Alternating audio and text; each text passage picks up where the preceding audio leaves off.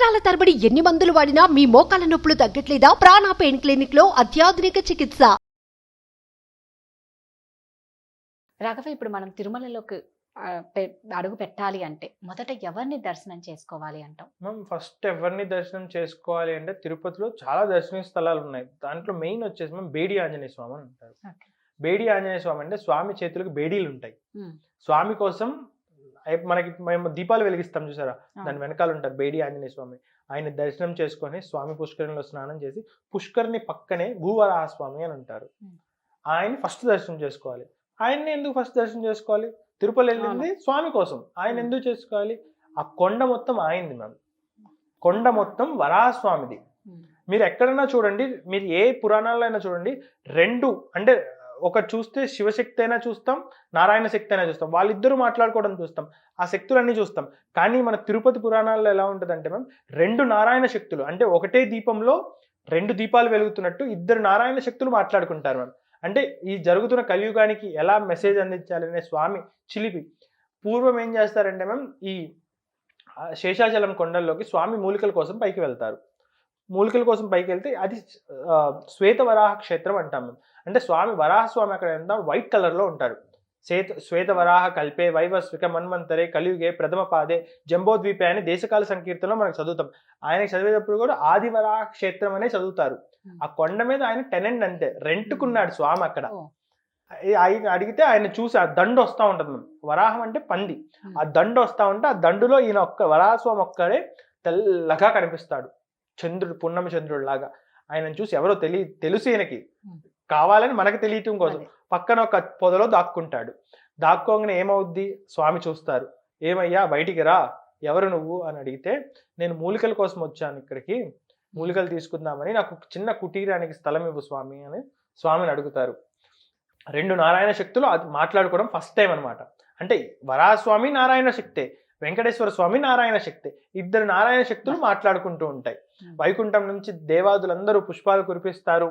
అంటే ఆ శక్తిని చూసి, ఆ బాండేజ్ని చూసి స్వామి అడుగుతారు, నాకు కొంచెం స్థలం ఇవ్వయ్యా, నేను ఒక చిన్న కుటీరం వేసుకొని ఉంటాను ఇక్కడ. అంటే స్థలం అయితే ఇస్తాను కానీ ఇది కలియుగం అయ్యా, ఏది ఉచితంగా దొరకదు, మరి ఏదన్నా చెయ్యి, ధనమో వస్తు రూపానో ధన రూపానో. నా ఇన్కమ్ సోర్స్ అంతా లేదమ్మా, కొల్హాపూర్ వెళ్ళిపోయింది. స్వామి మీద అలిగి వెళ్ళిపోయింది కదా అప్పుడు లక్ష్మీదేవి. నాకు ఇంటికి ఎవరు హెడ్? ఆమె. మొత్తం మనకైనా ఇప్పుడైనా లక్ష్మీదేవి హెడ్. ఆ ధనం లేకపోతే ఏం జరగదు. ధనం ఇదం మూలం జగత్ అంటారు. మొత్తం ధనంతోనే జగం మొత్తం నడుస్తూ ఉంటది.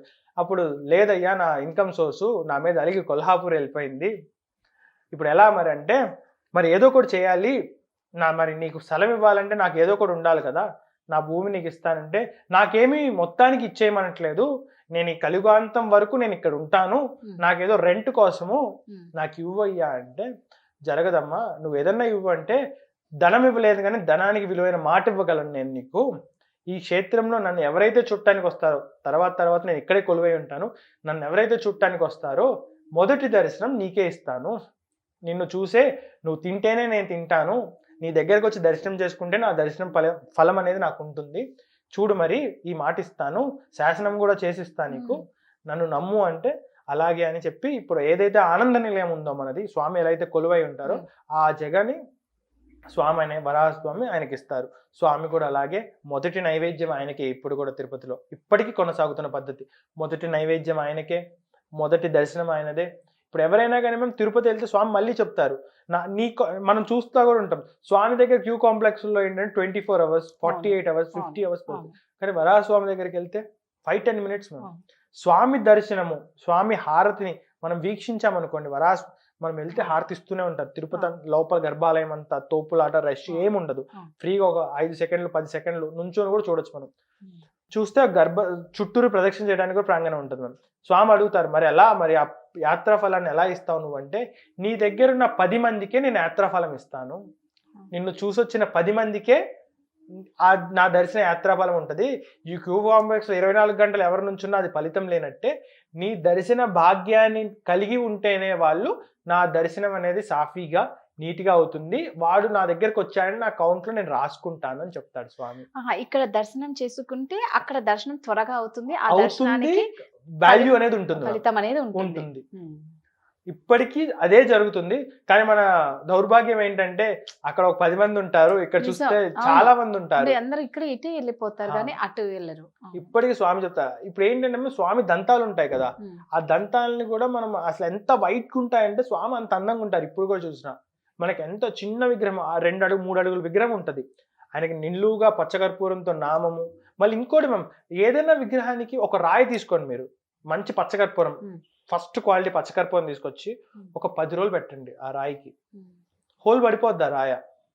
అంటే పచ్చకర్పూరంలో ఉన్న వాల్యూ, అంటే కెమికల్ అనేవి చెప్పలేము, దాంట్లో ఉన్న ఔషధ గుణం అని చెప్పలేము, రాయిని కూడా కరిగిస్తుంది పచ్చకర్పూరం.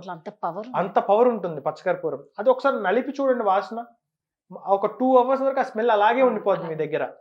అదేంటంటే స్వామికి ఎప్పటి నుంచో ఆ నామాన్ని పచ్చకర్పూరం. స్వామి విగ్రహానికి ఏమైనా అయిందా అంటే సాక్షాత్తు అది శిల కాదు. ఇప్పుడు ఇక్కడ వరాహ క్షేత్రంలో స్వామి దగ్గర, వరాహ స్వామి దగ్గర చూసినా ఆయనకి పచ్చకర్పూర నామం ఉంటుంది, ఆయన దగ్గర చూసినా కానీ పచ్చకర్పూర నామం. ఆయన నేత్రాలు చూడాలంటే మేము గురువారం నేత్ర దర్శనం అని ఉంటుంది స్వామికి సేవలో.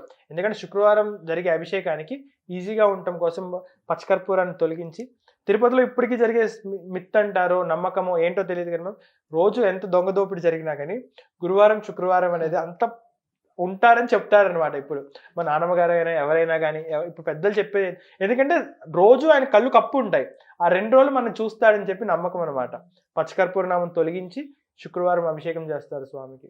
మొదట వరాహస్వామి దర్శనం, ఫస్ట్ వరాహస్వామి, వెంకన్న స్వామి దర్శనం సాఫీగా జరుగుతుంది. మనం దర్శించుకున్న భాగ్యానికి మంచి ఫలితం వస్తుంది. ఇప్పుడు ఏంటంటే కౌంట్ మనకి రావాలి కాబట్టి, ఇప్పుడు ఎన్నిసార్లు వెళ్ళినా ఆయన చూడకుండా నేను వెళ్తే అది వెళ్ళనట్టే, మనం ఆయన కౌంట్ లో తీసుకోడు అనమాట. నిజమే, ఇక్కడ తక్కువ ఉంటారు, అక్కడ ఎక్కువ ఉంటారు. ఇక్కడ కూడా వెళ్తే అందరూ తెలుసుకొని అందరూ తెలుసుకోవాలి.